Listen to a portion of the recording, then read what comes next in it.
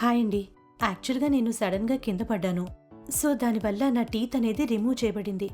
So ఆ teeth అనేది ఏమైనా రీప్లేస్ చేయొచ్చా? అంటే నేను సోషల్ మీడియాలో టీత్ ఇంప్లాంట్ గురించి విన్నాను. టీత్ ఇంప్లాంటేషన్ గురించి ఏమైనా సజెస్ట్ చేయగలరా? ఏ రీజన్ వల్లైనా మనం ఒకవేళ పన్ను తీయాల్సిన అవసరం వచ్చినా ఆరెల్స్ ఒకవేళ పన్ను చాలా వరకు పుచ్చిపోయి మనం కాపాడలేని స్థితిలో ఉన్నప్పుడు ఆ పన్ను తీసేసి దాని రిప్లేస్మెంట్గా ఇంప్లాంట్ పెడతాం. ఇంప్లాంట్ అనేది గ్రేడ్ 5 టైటానియంతో చేస్తారు.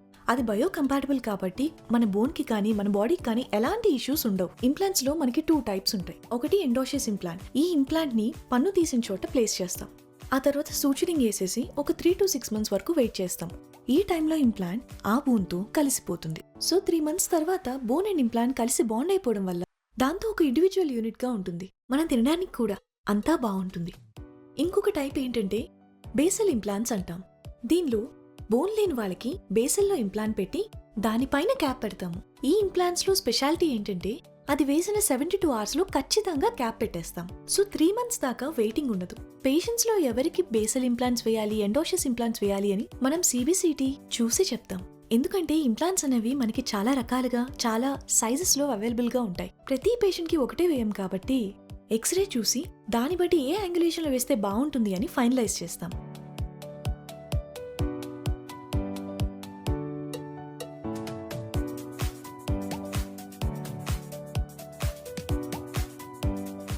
ఆద్రా డెంటల్ క్లినిక్లో ట్రీట్మెంట్ చాలా బాగుంది. నేను ట్రై చేశాను. మీరు కూడా ట్రై చేయండి. మీ దంతాల సంరక్షణకు విజిట్ చేయండి ఆద్రా డెంటల్ క్లినిక్.